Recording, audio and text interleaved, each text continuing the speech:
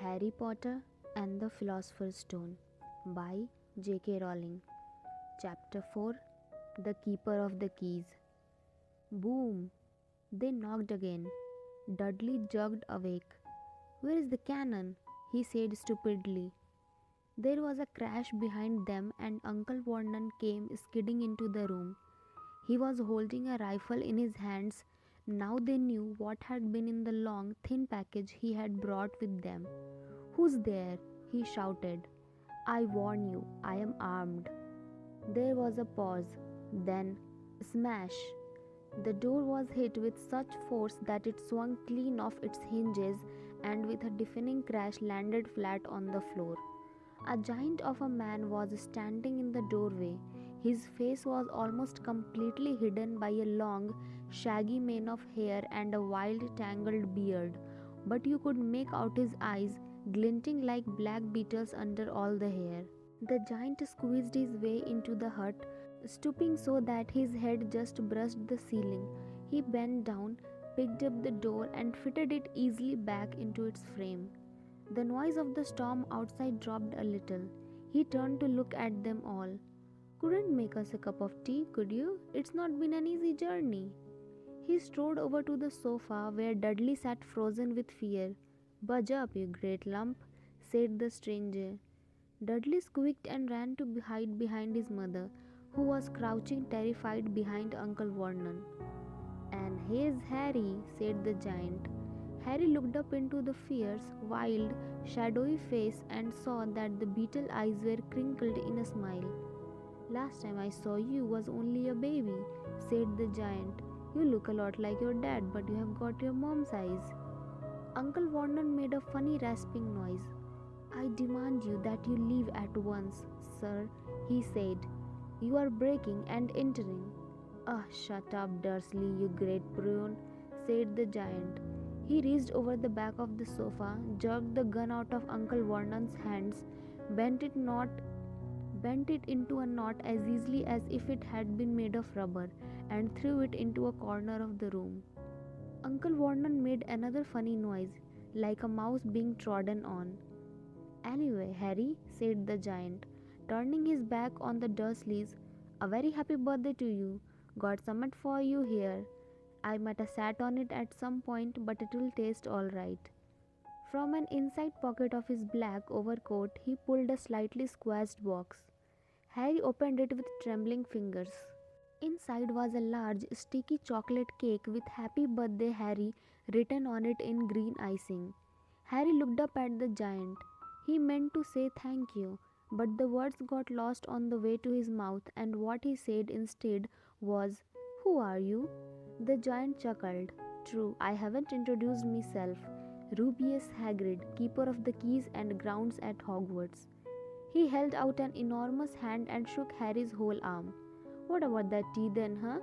he said, rubbing his hands together. "I'd not say no to somewhat stronger if you have got it, mind." His eyes fell on the empty grate with the shriveled crisp packets in it, and he snorted. He bent down over the fireplace. They couldn't see what he was doing, but when he drew back a second later, there was a roaring fire there. It filled the whole damp hut with flickering light, and Harry felt the warmth wash over him as though he'd sunk into a hot bath. The giant sat back down on the sofa, which sagged under his weight, and began taking all sorts of things out of the pockets of his coat: a copper kettle, a squashy package of sausages, a poker, a teapot, several chipped mugs, and a bottle of some amber liquid which he took a swig from before starting to make tea. Soon the hut was full of the sound and smell of sizzling sausage.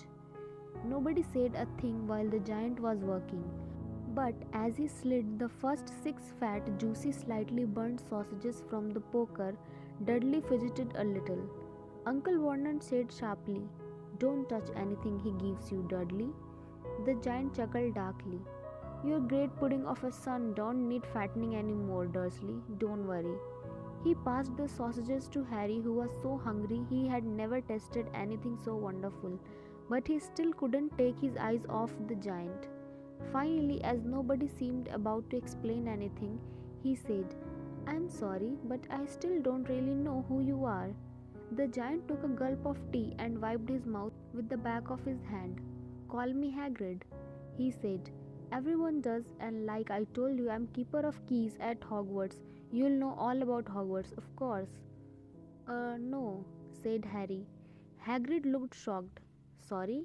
Harry said quickly. "Sorry," barked Hagrid, turning to stare at the Dursleys, who shrank back into the shadows.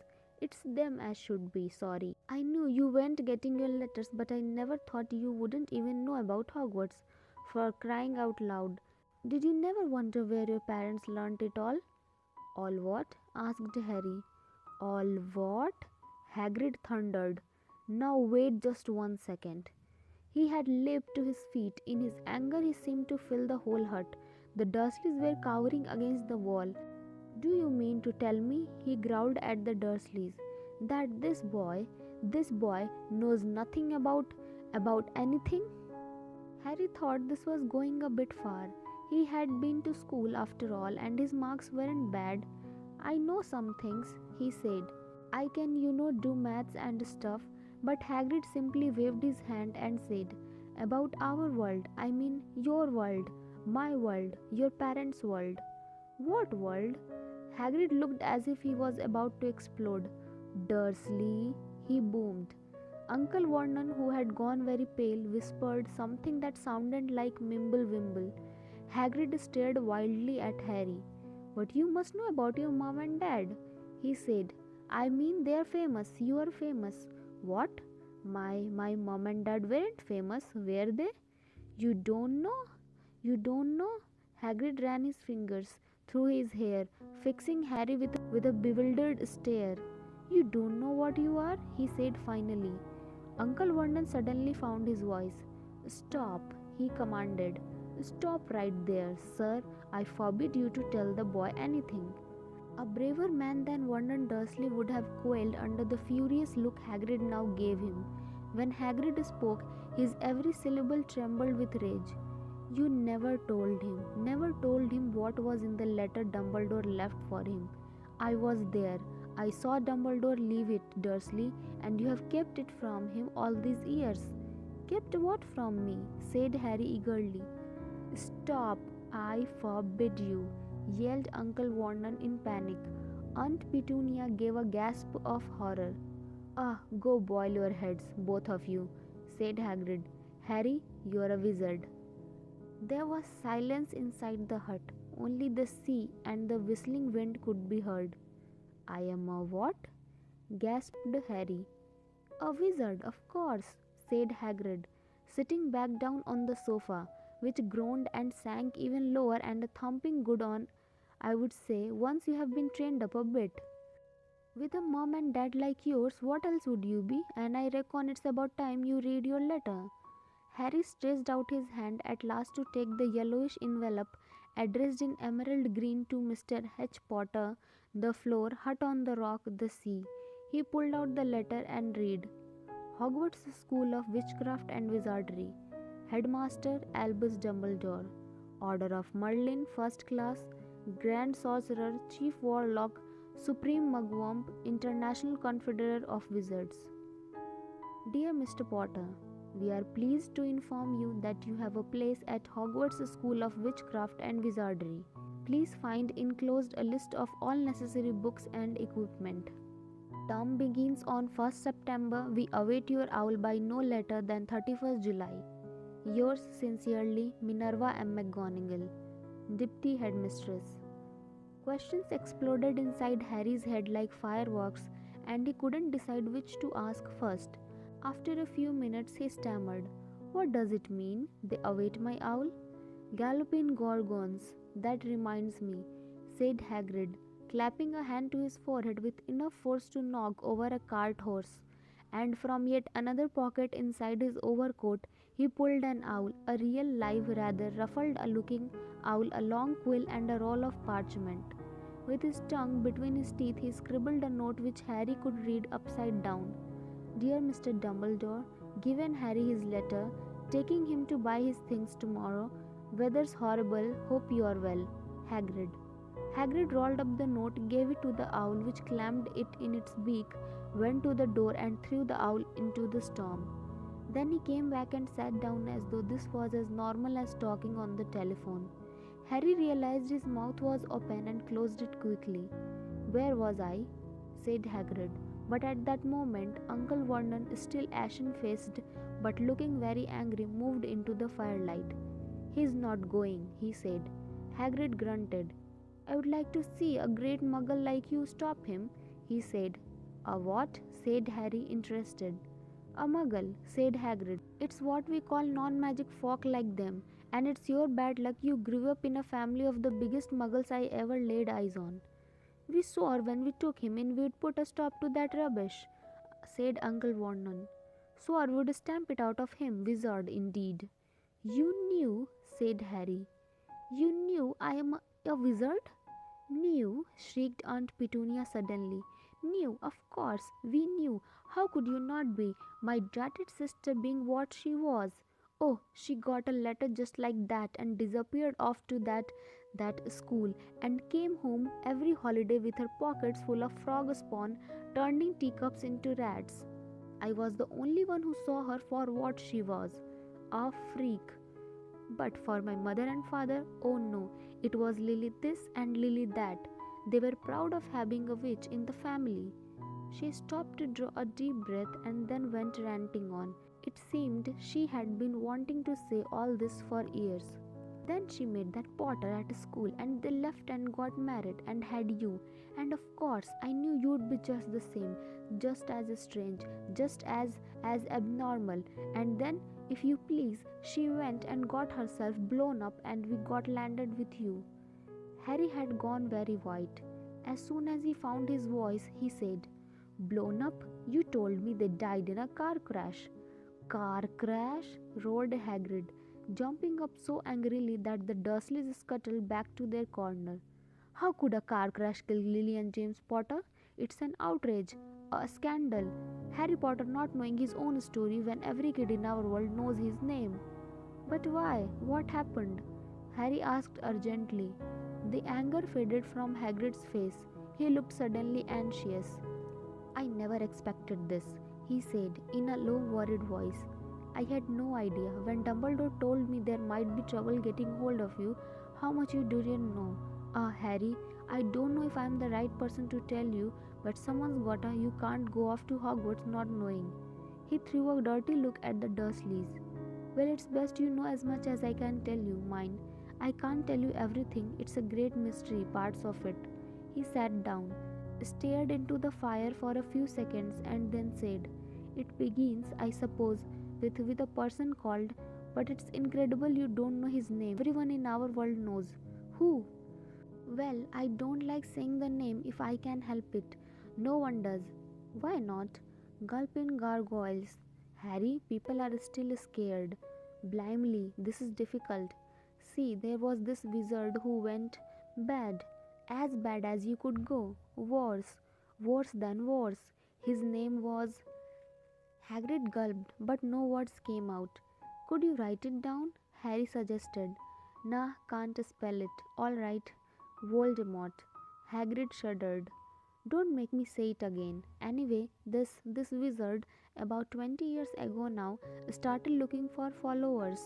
Got them too, some were afraid, some just wanted a bit of his power, cause he was getting himself power. All right. Dark days, Harry. Didn't know who to trust, didn't dare get friendly with the strange wizards or witches. Terrible things happened. He was taking over, cause some stood up to him and he killed them. Horribly. One of the only safe places left was Hogwarts. Reckon Dumbledore's the only one you know who was afraid of. Didn't dare try taking the school, not just then, anyway. Now your mum and dad were as good a witch and wizard as I ever knew. Head boy and girl at Hogwarts in their day. Suppose the mystery is why you know who never tried to get them on his side before. Probably knew they were too close to Dumbledore to want anything to do with the dark side. Maybe he thought he could persuade them. Maybe he just wanted them out of the way. All anyone knows is he turned up in the village where you was all living on Halloween 10 years ago. You was just a year old. He came to your house and Hagrid suddenly pulled out a very dirty, spotted handkerchief and blew his nose with a sound like a foghorn. Sorry, he said, but it's that sad. Knew your mom and dad, and nicer people you couldn't find anyway. You know who killed them, and this is the real mystery of the thing. He tried to kill you too, wanted to make a clean job of it, I suppose, or maybe he just liked killing by then. But he couldn't do it. Never wondered how you got that mark on your forehead? That was no ordinary cut. That's what you get when a powerful, evil curse touches you. Took care of your mom and dad and your house even, but it didn't work on you, and that's why you're famous. Harry, no one ever lived after he decided to kill them, no one except you. And he would kill some of the best witches and wizards of the age, the Mackinnons, the Bones, the Privets, and you was only a baby and you lived. Something very painful was going on in Harry's mind. As Hagrid's story came to a close, he saw again the blinding flash of green light more clearly than he had ever remembered it before, and he remembered something else. For the first time in his life, a high, cold, cruel laugh. Hagrid was watching him sadly. Took you from the ruined house myself, on Dumbledore's orders. Brought you to this lot. Load of old tosh, said Uncle Vernon.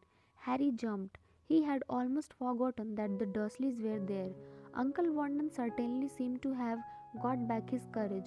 He was glaring at Hagrid and his fists were clenched. Now, you listen here, boy, he snarled. I accept there is something strange about you. Probably nothing a good beating wouldn't have cured. And as for all this about your parents, well, they were weirdos, no denying it. And the world's better off without them, in my opinion. Asked for all they got, getting mixed up with these wizarding types. Just what I expected. Always knew they would come to a sticky end. But at that moment, Hagrid leapt from the sofa and drew a battered pink umbrella from inside his coat. Pointing this at Uncle Vernon like a sword, he said, I am warning you, Dursley. I am warning you. One more word.